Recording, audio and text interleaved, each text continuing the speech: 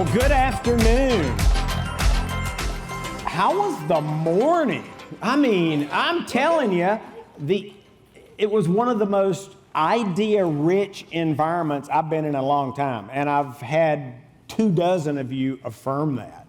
So, wow, I'm gonna try not to mess that up, right? So that is really, really good. So I'm gonna just put you on the spot. Let's find out how many of you have at least one idea that you will like to try when you get home.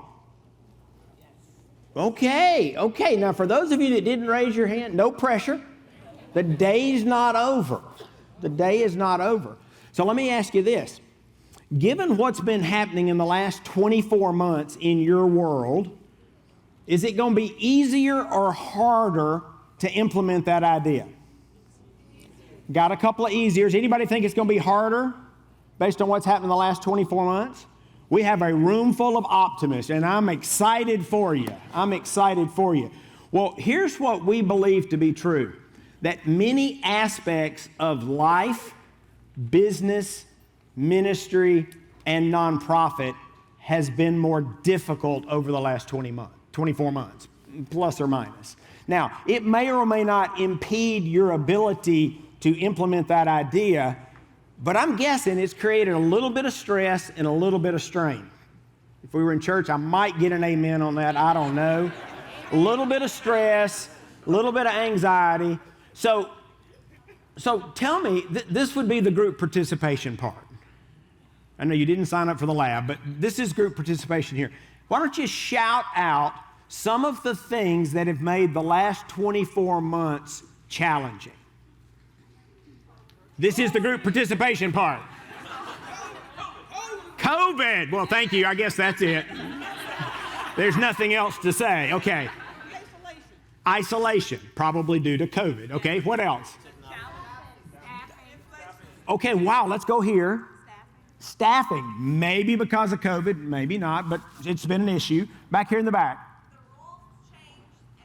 The rules changed every day. And sometimes our restaurant operators would tell you we change the rules daily because we're trying to figure out what kind of guidance and counsel to provide them. All right, I heard something over here. You said technology had changed. How's technology changed in the last 24 months? We're trying to reach more young people virtually. Okay, you're trying to do some things virtually that you were doing in a traditional form or a legacy form prior to that. Okay, great. I heard another one here. You're trying to raise money, and maybe that's been more challenging. I don't know. How about here? Trying to go back to normal. Ooh, trying to go back to normal. Yeah. I got bad news for you.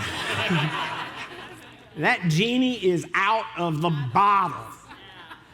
And I want to offer you an encouragement. Now, this is free content. This is not on the script, but I want to offer you some free content. Somebody challenged me with this, and I thought, your dream for the future should never be a return to the past. Wow.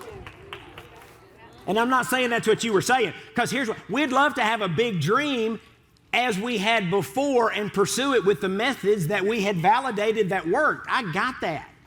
And some of those methods are going to still work in the future. I promise you some of them will. And some of them won't. And once you start using that technology, some people are going to love that. And they're not going to want to do it the way you used to do it.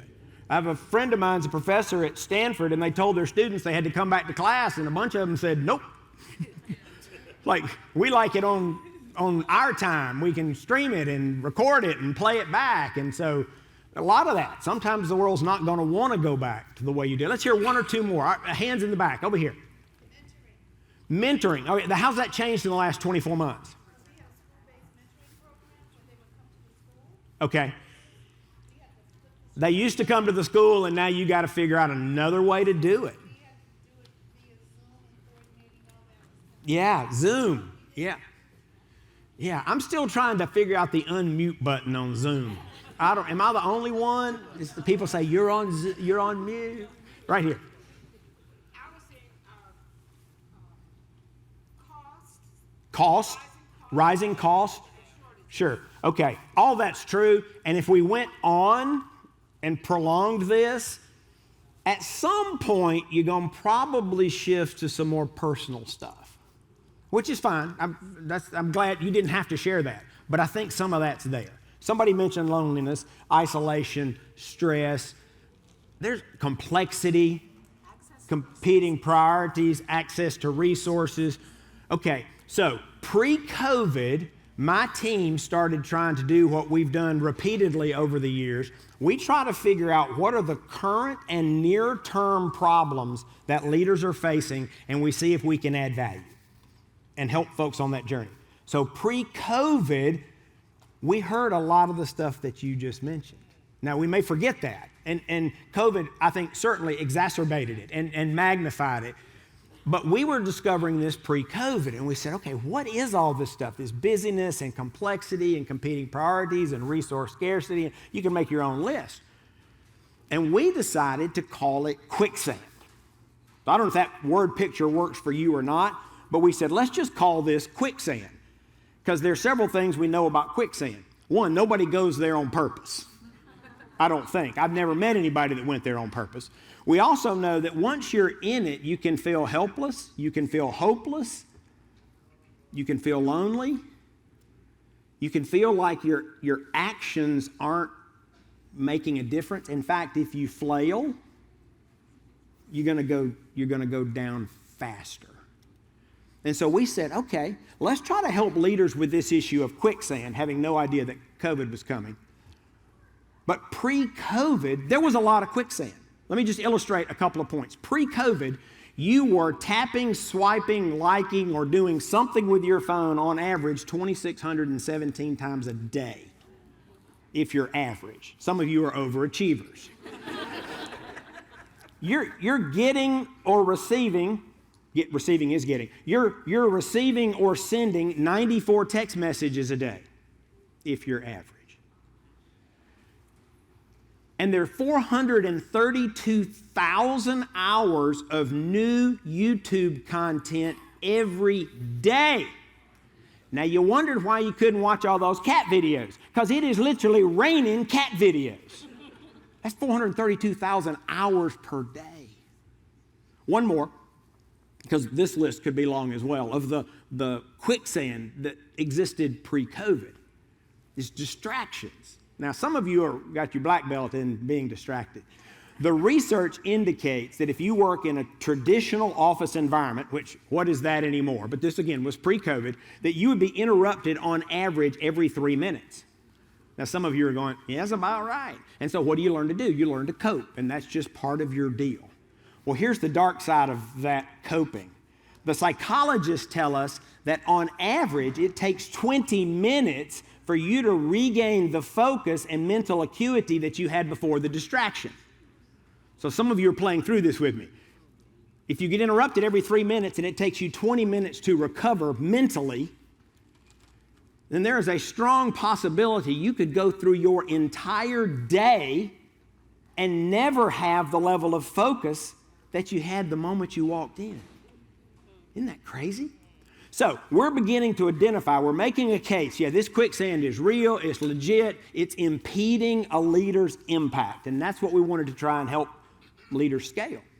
And so one of the very first leaders I met with, I shared some of that. He said, man, I understand all that. He said, but that's not my problem. I said, well, is there anything impeding your leadership effectiveness? And he said, oh yeah, it's just a different list. I said, what's on your list? He said, fear, fatigue, aimlessness, and he said, sometimes success. So we said, what do we do with all that? We just threw it in the quicksand bucket. Here's where we landed. Anything that's impeding your effectiveness. It may be cat videos or it may be your current level of success. Anything that is keeping you from reaching your full potential and leading your organization to its full potential is your quicksand. So we said, well, that's the deal then. We got to go figure out how to get rid of the quicksand. So I'm compressing a long story here. So when we went to work on this, we quickly realized there were men and women who either virtually never went in the quicksand, or if they found themselves in it, they got out very quickly. And we said, now that's who we need to study. Not the quicksand, because it is what it is, right? It's an inanimate bunch of stuff that gets in our stuff and keeps us from doing what we're trying to do. We need to study these, what we ended up calling smart leaders, who figured out how to get out. Because here's the deal. When you're in quicksand, you only have 3 options. 1, you can swim in it. And my guess is that's where the majority of the leaders in the world have been, let's just say during COVID, swimming in quicksand. Now, there are a couple of fundamental problems. One is you're never going to win a gold medal swimming in quicksand.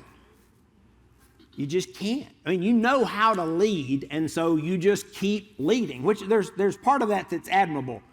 But if you've noticed you're not getting traction, you might be swimming in quicksand. But I would tell you the more insidious problem is the exhaustion that follows. You can't sustain swimming in quicksand forever, which leads to the second option. Some leaders take this route and they just quit. You've heard a lot about the Great Resignation, and some are positioning that as men and women who, during the pandemic, have gotten in touch with a higher calling and have changed careers. I'm sure that's some of it. I think a bunch of them are resigning because they're exhausted, because you can't swim in quicksand forever. So you can swim in it, you can just give up, you can sink. And by the way, at that moment, you die. Now, you may not physically die, but your hopes, your dreams, and your aspirations are extinguished the moment you say, I'm out. So the only option that remained, and where we decided to focus our effort, were on the men and women who have figured out how to escape the quicksand. And so we spent a lot of time and a lot of Chick-fil-A's money trying to figure out how do these leaders get out. It's true. I mean, I'm just telling you the truth. It's just us, right? And our TV audience. I'm just telling you the truth. We spent a lot of money trying to figure this out. So here's where we netted out. I'm going to tell you a story, and I'm looking at the demographics in the room, and I'm guessing 80% of you will get this. The other 20% can get it on the break, because I tried this with a younger group, no offense, but a younger group, and none of them knew what I was talking about. Some of you know the fictional character Indiana Jones, and some of you go, who? Okay, those are the ones that have to Google it later. He was an archaeologist, adventurer, and there were a bunch of movies, and Harrison Ford played the role. And so in Indiana Jones and the Last Crusade, I want to talk about the climactic scene. And if you saw the movie, you know exactly what I'm going to describe here. So Indy has been looking for the Holy Grail, the mythical cup of Christ. And as legend has it, if you drink out of it, you have eternal life. So he's been looking for it. And he shows up in this cave, and he finds scores of cups and a knight who has been guarding the cups for 700 years, which gives some credence to the eternal life thing, but that's not the point of the story. So you got this really old knight standing there guarding all these cups. And so Indy is trying to figure out which one he should choose, and at that point, the bad guy comes in. The bad guy wants the cup as well, and so under duress, Indy gives him the choice. He goes and chooses the most bedazzled cup in the room. Looks like it's made of solid gold. It's got precious stones all over it. And the bad guy takes a sip, and you know what happens next. You've heard of meltdown. This guy just gruesome death, like virtually instantaneously. And the knight says the now famous line, he chose poorly. It's the understatement of the year. So Indy now has the choice.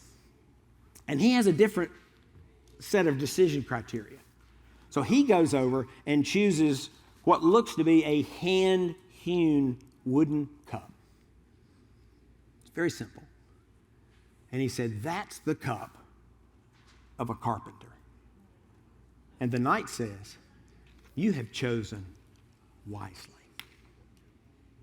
What we discovered after all that time and all that money, don't tell Dan we spent all that money, what enables leaders to get out and stay out of the quicksand, it is their choices. It is their choices. Now, the good news for all of us is we only found 4 that are real differentiators. And what I want to do here in the time we have is give you a really high level. You've got the book. There's a lab where we can do questions, but I'm going to give you a high level on this because I think these choices are your stepping stones out of the quicksand. And if you'll develop the muscle memory to make these choices your default choices, that quicksand will have a real hard time getting a hold of you. Because see, choices give us agency. Choices give us responsibility. Choices give us some measure of accountability. And so we discovered 4 smart choices. The first choice that smart leaders make is to confront reality. They confront reality. Now, if we had time, because I've done this before, I've talked to a lot of leaders about this. Everyone in this room knows a leader who has been unwilling to confront reality. Now, I'm not going to talk about you, but just know that we all know a leader who's been unable or unwilling to confront reality. Max Dupree, the former chairman of Herman Miller Furniture Company and a great thought leader in the field of leadership, he said the first responsibility of leadership is to define reality. I'm going to take it a half a step further. You got to define it so you can confront it. To acknowledge it is not the same as confronting it. But here's what I want you to think about. This is really hard. Sometimes we know we're not confronting reality, and other times we don't even realize it, right? Because you've heard of something called blind spots. We all have them. Guess why they're called blind spots? Right? They're things in our life and in our leadership and in our organizations and in our world that we actually can't see. So one of the strategies I would encourage you to consider is to find fresh eyes. Find fresh eyes. And to do it intentionally, to do it strategically, and to make it part of your leadership discipline. Now, what's that look like? I'm going to give you just a couple of ideas. We got to keep moving. You got to listen faster. One, you could have a mentor. That's already been discussed here today. You could hire a coach if you've got the resources. If you've got resources, you could hire a consultant. You could have a personal board of directors. Wouldn't cost you anything. And here's one of my favorites, because I've been doing this. I mean, I've actually used all of these ideas over time. But you could start a peer group of leaders, maybe men and women that you're meeting here, who could be those fresh eyes for you. I'm part of a group that's been meeting for 23 years, twice a month, to study the topic of leadership. They provide fresh eyes for me. Oh, and we're learning things along the way. So any number of tactics, but finding fresh eyes, I would encourage you to consider that. I don't know any smart leader that doesn't have other men and women speaking into their reality. That's the first choice. The second smart choice is to grow capacity. Now, some of you are probably on the inside freaking out, thinking, if I had capacity, I wouldn't have these problems. Somebody's feeling that, right? Well, hold on. This might feel a little counterintuitive. Somebody said, you actually think somebody's drowning and you're offering them swimming lessons. They need a life ring. I'm saying capacity is your life ring. Capacity is your life ring. You've got to have enough capacity to meet the demands of today, but you've got to have enough capacity to meet the demands of tomorrow. And again, there are any number of strategies. I want to give you one, and I'm going to guess, I've not previewed all the content from today, this will be the most controversial thing you're going to hear, and it's going to feel like somewhere between weird and stupid to you. You need some margin. You say, well, I'm drowning. It's like, okay, you need some margin. There are any number of ways that you can create margin, but you need time. I was telling this to a leader. I was sharing this with a leader, and he said, you've lost your mind. Somebody here's thinking that. I need margin. Duh, I need oxygen too. I had this leader say, I have no time for a vacation. I said, I'm not talking about do you have time for a vacation. I said, I want to ask you, When do you have time allocated to reflect, to assess, to think, to create, and to plan? He looked at me like I was crazy. And I looked at him like he was crazy. I said, you ain't never going to get out of the quicksand if you don't have time to reflect, to assess, to think, to create, and to plan. Again, that sounds crazy. Sounds crazy. They just finished a 12-year study out of Harvard of CEOs. Now, some of you are CEOs. I'm not one, but I admire men and women who can do that because every CEO I know is demanding, and there's a lot on their plate. 12-year study out of Harvard found that CEOs on average spend 28% of their time every week alone. What do you think they're doing? They're reflecting, they're assessing, they're thinking, they're creating, and they're planning. Now, is 28% your number? Who knows? Might be half that, might be double that. When Tim Tassopoulos became the president of Chick-fil-A, he was, I guess, previously the executive vice president. When he became president of Chick-fil-A, he said he doubled the amount of time he spent alone every month when his role changed. So here's what I'm going to tell you. The bigger your dreams, the bigger your vision, the bigger your challenge, the bigger your opportunities, the more time you need alone. Steve Covey said that public victories are always preceded by private victories. And if you are in quicksand up to here, that'd be the first thing you'd want to reflect, assess, think, create, and plan on how you can get out. Now again, I'm not giving you a lot of tactic, but let me just say this. If you look at your calendar, some of you may remember the name Peter Drucker, the greatest management and leadership thinker of the last 2,000 years, and I think pretty much hands down on that count. 50 years ago, he said he'd never met a knowledge worker that couldn't eliminate 25% of what was on their calendar with no ill effects. Now, we can get into the definition of a knowledge worker later, but you are all knowledge workers based on his definition. You're not working on an assembly line, putting parts and machines together. You have some discretion over your time, you have some level of autonomy, and you're working to solve complex problems. Those are his three tenets. You're knowledge workers. Can you eliminate 25%? I don't know, but what if it were 5%? What could you do with 5%? That'd be margin. You could reflect, you could assess, you could think, you could create, you could plan. For every minute you take off your calendar an activity, for every meeting that you shorten from an hour to a half hour, you can put that into your margin account.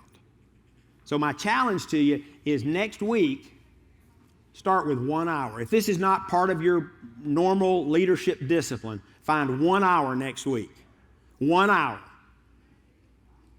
And if you're already doing this, and you say, well, I already spend an hour a week, I'd say, well, try for 2 next week and see how it might revolutionize your leadership. Because you need to do more than get out of the quicksand. That might be your first priority, but you're trying to build an organization that changes lives and changes the world. You sure can't do that if you're in quicksand, right? But start with how can you get out of the quicksand. The third smart choice. Smart leaders fuel curiosity. They fuel curiosity. You've heard it before, leaders are learners. Now, most of my life, people have been asking me in one form or another, is there a leadership fountain of youth? And until 24, 36 months ago, my answer used to be, I hope so, because I want to add value to my last breath. Well, I don't have to say I hope so anymore, because curiosity is the leadership fountain of youth. Your capacity to grow determines your capacity to lead. Again, lots of strategies and tactics you can employ here, because the choice is powerful but irrelevant unless you activate the choice. I can choose to exercise, but if I don't get out of bed and go to the gym, then the choice is somewhat irrelevant.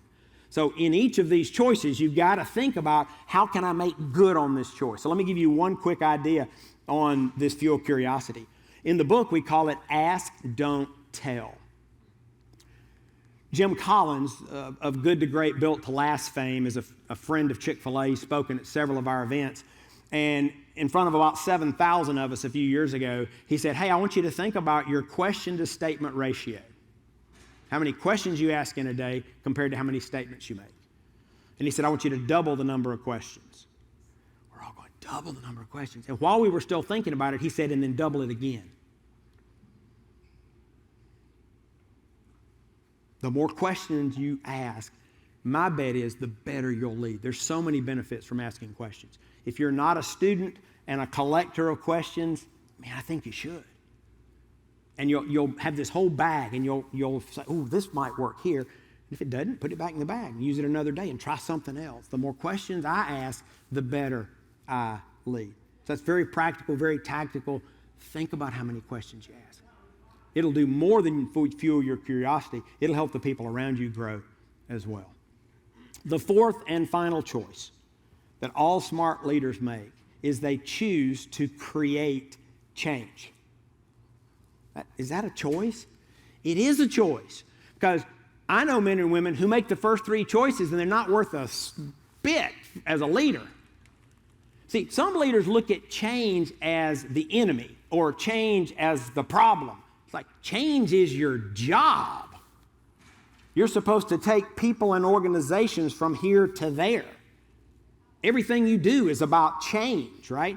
Changing, enhancing, improving, stretching, reaching. Change. You have to choose to create change.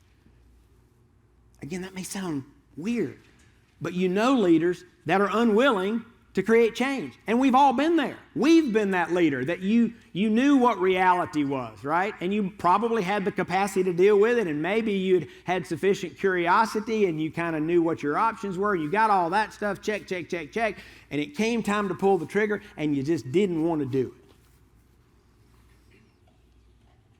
Anybody here on Twitter? I know Twitter's been up and down over the years. Okay, like 7 of you. Okay, I'm going to give you something you can tweet.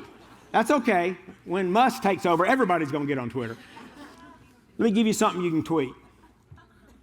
Progress is always preceded by change.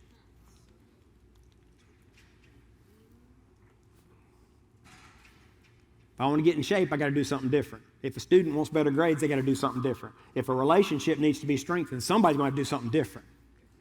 If your organization is going to grow, you're going to have to do something different. If you're going to raise more money, you're going to have to do something different. Progress is always preceded by change. So the smart leader makes these choices to better position you to increase your success rate on making change. A couple of quick things, you already know this. It's going to be hard. Somebody told me that when I was sharing all this, it sounded hard. I said, well, it's not as hard as doing it in the quicksand. But yes, it's always hard. You chose to be a leader. There are other things you can do that aren't near as hard, and they're not near as strenuous. You chose a hard profession. It's going to be hard. It's going to be hard. But you've got the tools that you need.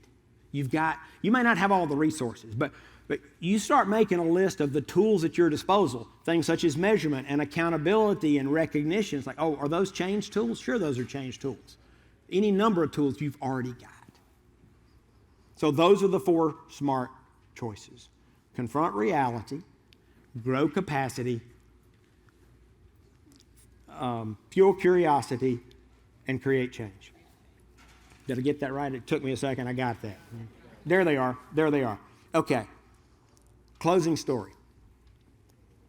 In the movie Harry Potter, which you've all seen, when Hagrid went to pick up Harry to take him to Hogwarts, there was a problem. Harry didn't know that he was a wizard. And Hagrid said, "You're a wizard, Harry." Can you imagine all that was going on in his mind when he began to comprehend what that might mean? Well, I don't know if anybody's told you yet today. Maybe I'm the first one. You're a wizard. You have so much power. Our choices give us agency, they give us accountability, and they give us responsibility. You don't even have to go to Hogwarts. You might want to go to Hogwarts. You don't have to. You're a wizard. And when you apply that power to the world that has been entrusted to you, you can escape the quicksand and you can change your world. And we're cheering for you.